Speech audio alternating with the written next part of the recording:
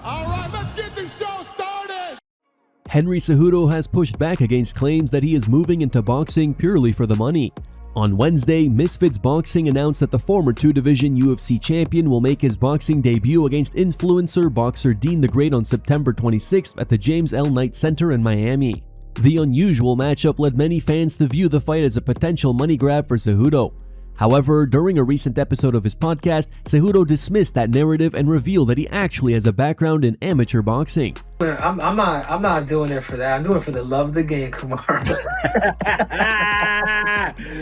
Really now?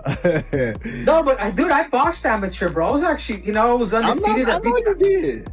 I know you did. I boxed amateur, so I'm looking to get in there. So I've been training for the last, I've been training for not just for Marab. 2 weeks. No. I've been training since my fight with Marab. I've been in the boxing gym and I got the call to wrestle him again while I was in boxing camp, and then I'm doing fucking both. I think it's good for me, Kumar. The biggest thing with me is I have to compete, Kumar. Aljamain Sterling has revealed that, for the first time in his UFC career, he turned down a fight. Sterling last competed in April 2026, defeating Youssef Zalal by unanimous decision. He has yet to be booked for another fight since then, and the former UFC bantamweight champion has now revealed on his YouTube channel that he recently turned down an offer to face an opponent ranked outside the top 10. Sterling explained why he decided to pass on the matchup. This is the first fight I ever turned down in my UFC career. I was offered a fight that was outside of the top 10, and I felt like it didn't make a whole lot of sense to me. I am ranked 4th in the world right now. I am 37. I only got one more shot at this, and I want to make sure it's the best shot that I get. And if I'm going to risk it, I want to make sure I'm risking it for something that makes sense. For me to lose to someone not even in the top 10, like rolling the dice, and some people could say, oh, you can't think like that. Like, dude, you got to look at the positives and the negatives. If I were to win, where does that get me? Probably nowhere. I'm in the same exact position. I'm just fighting for a paycheck. But if I were to lose, puts me down a heck of a lot more spots than I probably should be. I think my days of just taking random fights kind of past me at this point. I'm fighting for legacy. I'm fighting for history. Quick heads up, guys. If you're enjoying the content, please give it a like, subscribe to the channel, and hit the hype button to help us reach more viewers. Now, back to the news. Namo Fazil is now at the center of several controversies following his failed bid for a UFC contract. After suffering a brutal knockout loss to Kaique Brito on Dana White's Contender Series, Fazil claimed that his performance was affected by an alleged assault during his weight cut. According to Fazil, he was confronted by 15 Chechens, including several individuals from Khamzat Chimaev's team, inside his hotel room while he was cutting weight. The alleged confrontation was reportedly linked to comments Fazil made about Chechnya ahead of his fight with Chechen fighter Yakub Suleimanov last year. Now, another alleged incident involving Fazil has emerged, with UFC middleweight Robert Valentin accusing him of attacking him in Thailand in 2023. According to Valentin, Fazil attempted to choke him during the altercation. Valentin claims he managed to throw Fazil off him, causing a vase to break in the process. The incident reportedly took place at a cafe owned by the mother of Fazil's then-girlfriend, who allegedly threatened to call the police on Valentin. Things escalated further when Fazil grabbed a knife and attempted to chase Valentin. Following the incident, Fazil reportedly continued claiming that he had choked out the Swiss fighter. Here's a short video from the alleged incident.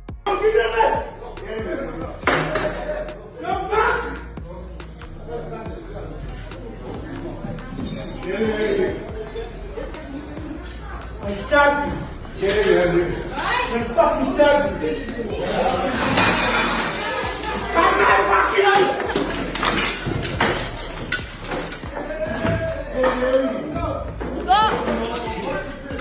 You fucker! You fucker! And here's what UFC middleweight Robert Valentin had to say about the incident. All right, guys, it's time for story time. So, Namo Fazil complaining about getting attacked in a hotel. And that's the same guy that, okay, actually 2 stories. Because this motherfucker attacked me too. But that went backwards. Phuket, 2023 probably.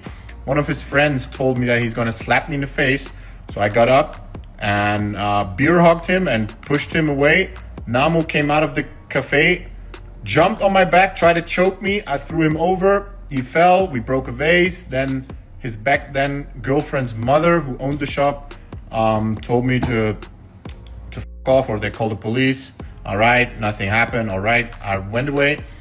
Then later he kept telling, I think it was my manager back then, told him that he choked me out. And then, all right, we're coming back to complaining about being attacked. It's the same guy that, okay, watch my next story, did this to harmless people, non-fighters, people that have nothing to do with fighters. Watch my next story, okay? So, I mean, to each what they deserve. You know, karma comes back at one time.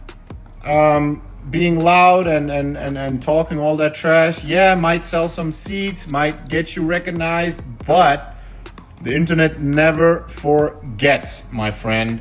So I would not complain about being attacked. That's what you do. How you act is what you trigger as a reaction, okay?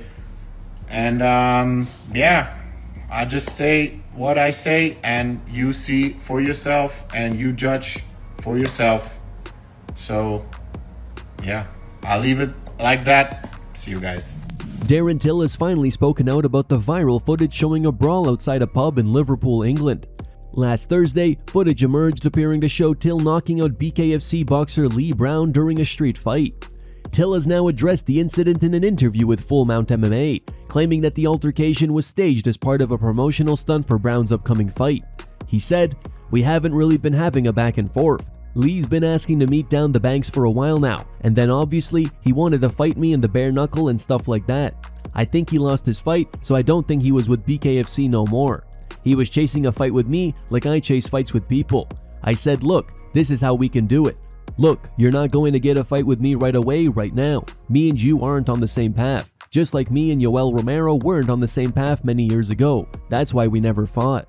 I said, look, come to Gorilla. We'll cause a little bit of a fuss and stuff like that. So we caused a little bit of fuss inside. I said, look, we'll have a little bit of back and forth inside and outside. We'll get it fired and we'll build a name off that. And he was all for it. So I feel like what we've done inside of Gorilla, if you can see the videos from that and outside of it, you know I give him a little slap or two, and I can't remember what he'd done fully in Gorilla because we were arguing inside and he threw something. I think he threw a bottle of water and it just nicked me. And obviously outside I gave him a little slap. So I think like we've done our job, you know. We're going to be putting him on Gorilla, we're going to be getting him 2 good fights on there. And if he comes through unscathed, mate, that's a showdown. Not at the end of this year, but we can potentially have. So I feel like it's worked. Everything I touch at the moment turns to gold. It's all going well. Things have gotten heated between Max Holloway and Conor McGregor. It all started when Holloway surprisingly went after McGregor in a recent YouTube video, calling him delusional for making excuses following their rematch. And it's just crazy, you know, for that dude be talking about how it was slippery because of the dry ice or whatever. I don't know what he's talking about because I didn't fall. And him talking about this generational beating, dude is delusional because to me, he felt slow in there. He felt slow, he looked old. If there was gonna be a generational beating, it wasn't gonna be on his end. I'll tell you that much. It wasn't gonna be coming from his side. Had the man weaken the knees from the beginning, I guess. Conor has now fired back, tweeting, "There's no way the most punched on face in UFC history, check the stats, is talking this way. What the f happened to this guy?" McGregor also asked ChatGPT who looked older between himself and Holloway, and the AI picked Max. Max Holloway left looks older in this photo. He has a more weathered, lived-in face with deeper lines around the eyes and a slightly rougher texture under the lighting. Conor, right, still has a tighter, more polished look even with the full beard. Here are the top 3 memes found on the internet. Number 3 meme was posted by As Shocked As It Gets.